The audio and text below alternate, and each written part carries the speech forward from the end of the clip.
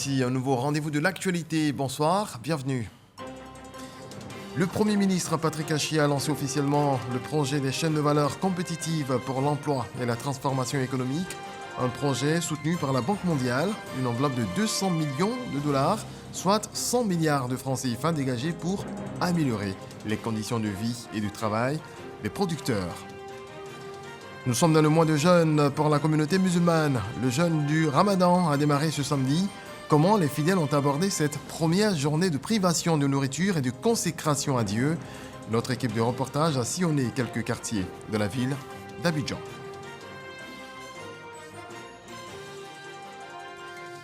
Et puis, la paix de retour en Côte d'Ivoire, déclaration du ministre de la Réconciliation et de la Cohésion nationale.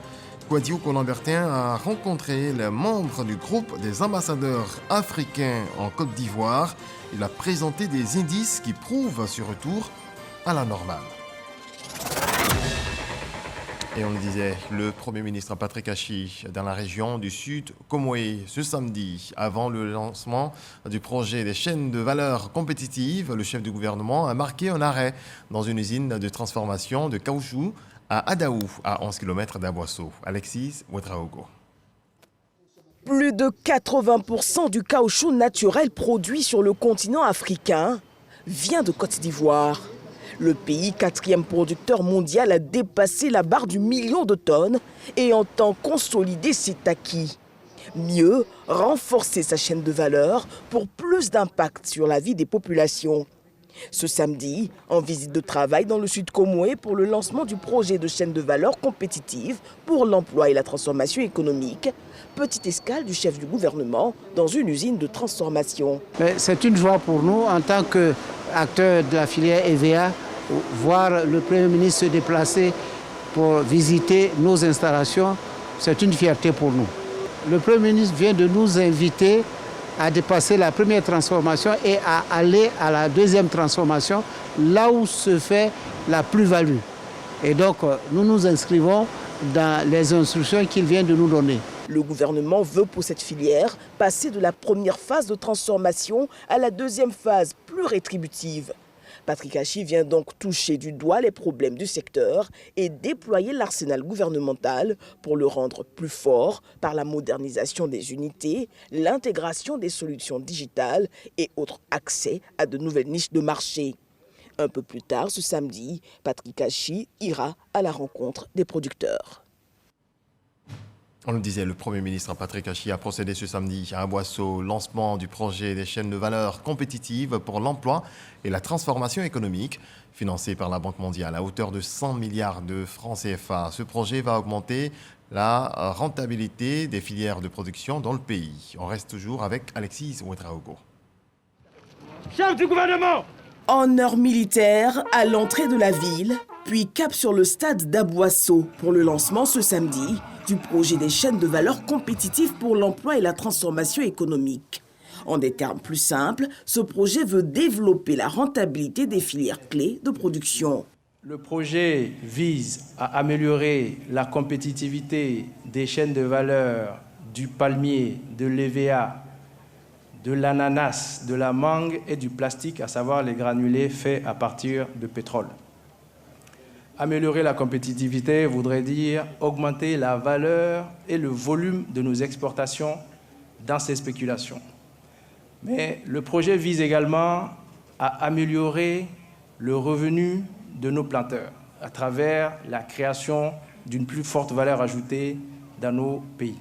Soutenu par la Banque mondiale avec une enveloppe de 200 millions de dollars jusqu'en 2027, le projet va changer la donne agricole ivoirienne. L'ambition est bien sûr que le développement des filières a démarré du producteur et de l'agriculteur, à l'entrepreneur, transformateur, au commercial, crée plus d'emplois et que ceci soit surtout plus rémunérateur.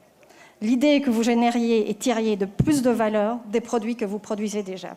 Pour le chef du gouvernement, c'est ici la mise en place d'un paradigme nouveau, apportant plus de richesse aux acteurs premiers de la chaîne. Si vous vendez les fèves de cacao, vous faites la partie du travail la plus difficile, mais vous en retirez le bénéfice le plus faible. La décision du président de la République dans sa vision Côte d'Ivoire 2030, c'est de dire maintenant que nous avons remis le pays à niveau. Maintenant, il faut nous attaquer véritablement à la transformation structurelle de notre économie, qui veut dire de partir d'une économie qui produit la matière première pour arriver à une économie qui la transforme et qui la vend transformée en gardant toute la valeur ajoutée. Une vision portée de bout en bout par le chef de l'État qui engage le secteur privé. Ceux aujourd'hui qu'on appelle paysans, ce qu'il faut, c'est que demain, on les appelle fermiers. Parce que fermier, ça veut dire que tu as un tracteur, tu as un véhicule, tu as des équipements qui pompent tes produits, tu as des équipements automatiques pour cueillir, tu fais plus ça à la main, tu modernises ton environnement et tu deviens un fermier, tu es une entreprise. Tu transformes également, c'est-à-dire ici, dans la région d'Aboasso, on va avoir des unités de transformation de tous ces produits que vous avez là. Et le projet est plus ambitieux, transformer le visage des chefs-lieux de région en pôle économique attractif, n'ayant rien à envier au capital, mais surtout intégrer les chaînes de valeur mondiales. Le président a l'intention d'aller encore plus loin pour la Côte d'Ivoire. Pas pour nous, pas pour lui-même, mais aimer son pays, vouloir développer son pays, c'est travailler non seulement pour ceux qui sont là aujourd'hui, mais travailler pour la génération suivante. Au terme de cette rencontre, le Premier ministre a échangé un repas avec producteurs et transformateurs, des échanges francs et pragmatiques. Justement, je vous propose de suivre les réactions des producteurs et transformateurs au micro de notre reporter. Vous qui venez dans la région, avant, vous savez que lorsqu'on descend du pont de Mossou, on trouve les ananas jusqu'à Aboasso. Aujourd'hui, on n'en trouve plus. C'est dû au fait que les coûts de production sont trop élevés.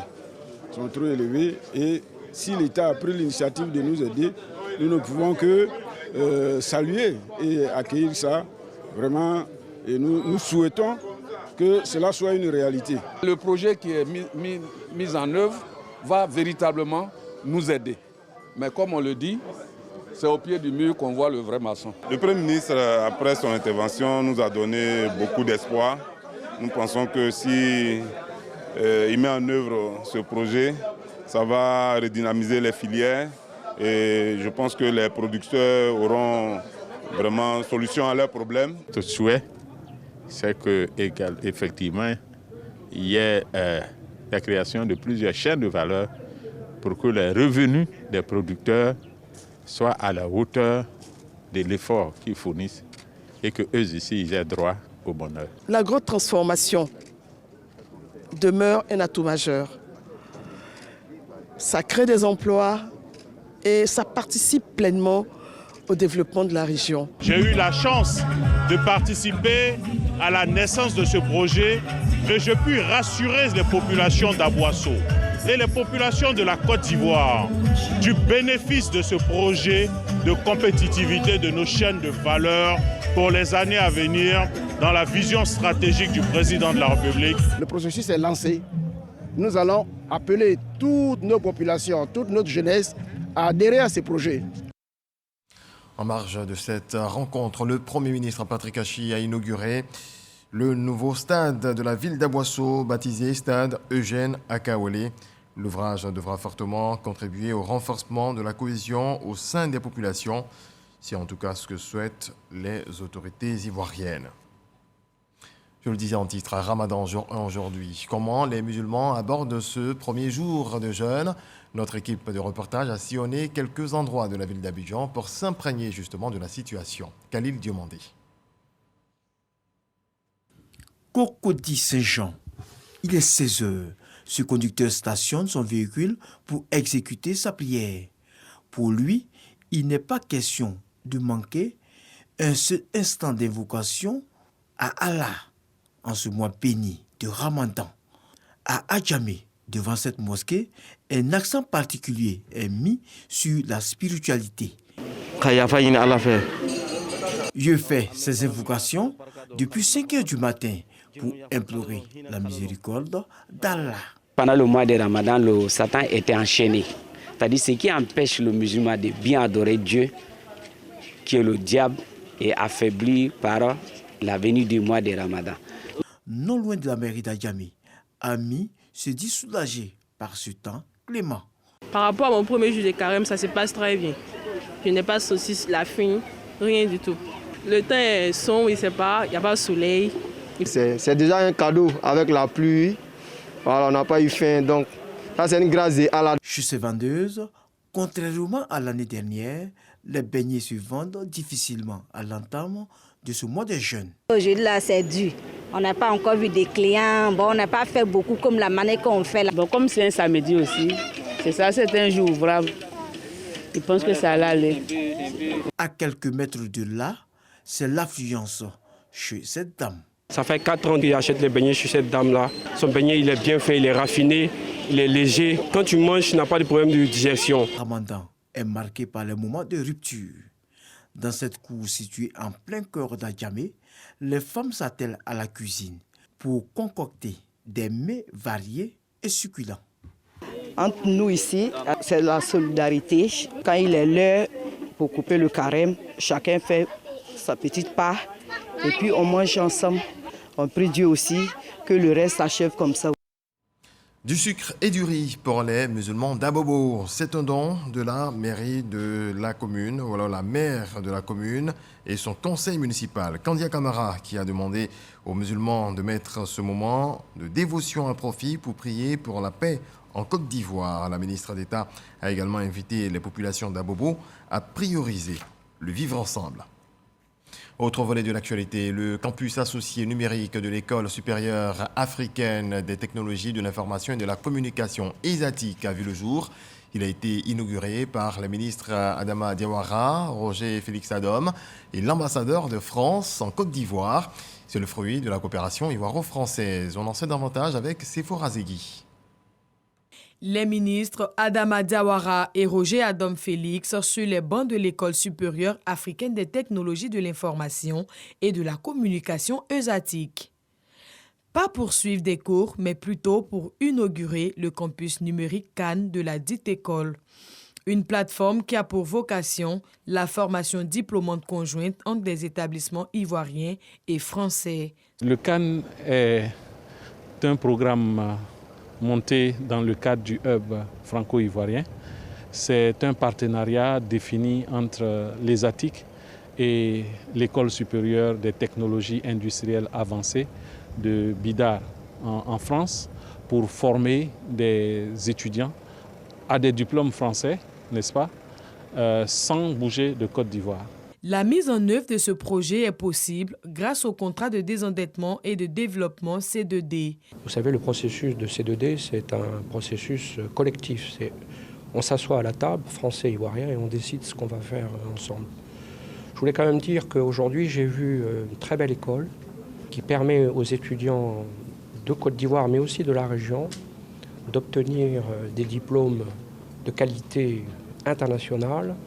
Et ces jeunes sont susceptibles de créer des entreprises, de lancer des start-up et donc de créer des emplois pour eux-mêmes, pour la Côte d'Ivoire, dans un pays où, comme le dit le Premier ministre Patrick Achi, c'est le secteur privé qui va créer des emplois. Eh bien, cette école participe à cette ambition et c'est remarquable. Pour les ministres, c'est une chance pour les apprenants de Côte d'Ivoire. C'est vraiment tout un plaisir pour le ministre que je suis de constater que j'ai dans mon écosystème d'enseignement supérieur des structures qui répondent à ce genre de qualité. Il s'agit d'un projet qui va permettre, j'aurais dit, d'initier des partenariats entre les structures d'enseignement supérieur françaises et ivoiriennes.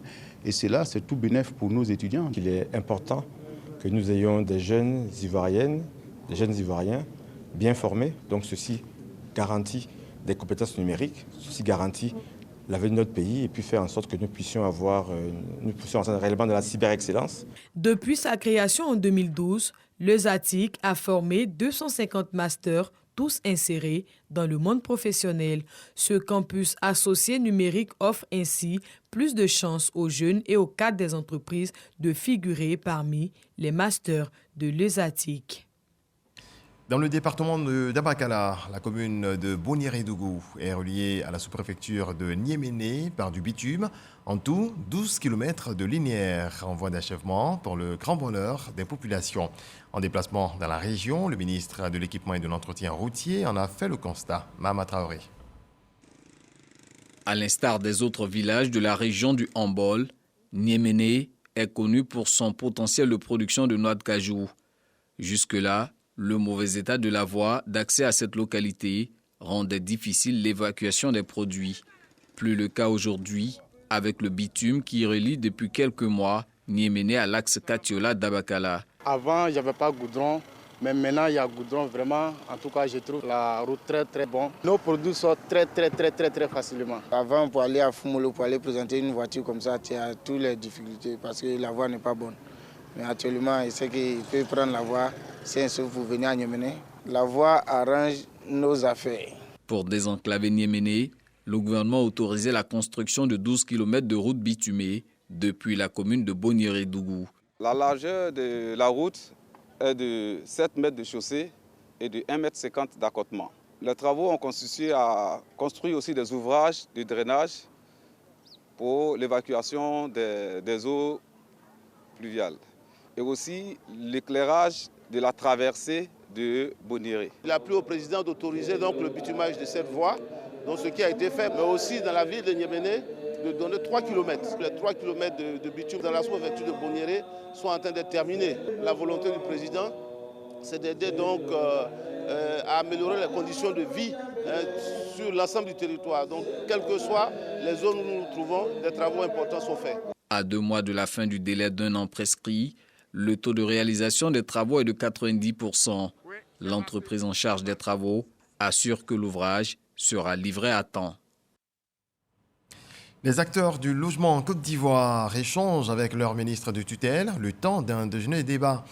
Plusieurs sujets abordés avec le ministre Bruno Nabagné-Koné, notamment la question de la parafiscalité, le fonds de garantie, ainsi que toutes les dernières réformes prises au niveau de son département ministériel. Cheikh Koné.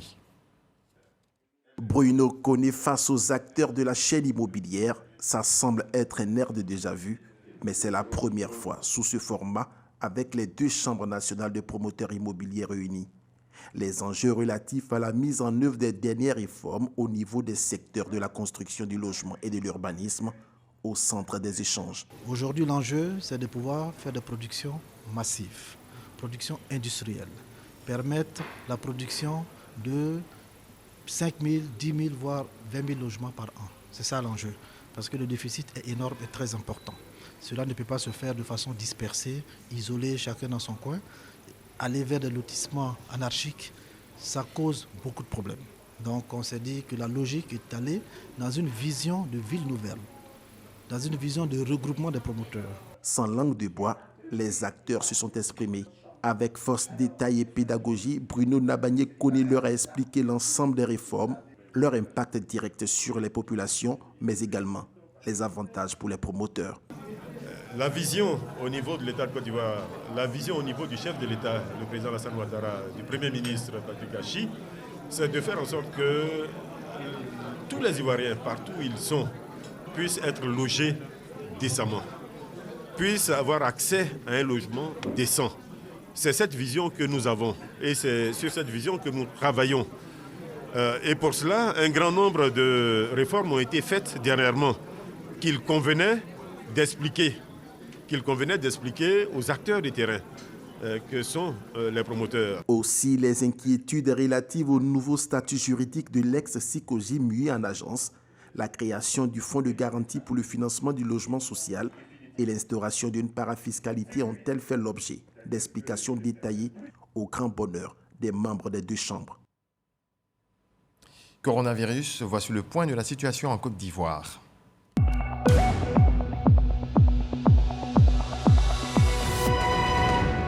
Le ministère de la Santé, de l'Hygiène publique et de la couverture maladie universelle a enregistré ce samedi 2 avril 2022 5 nouveaux cas de Covid-19, 8 guéris et 0 décès. La Côte d'Ivoire compte donc 81 761 cas confirmés, donc 80 924 personnes guéries, 796 décès et 32 cas actifs. Le 1er avril, 127 981 doses de vaccins ont été administrées.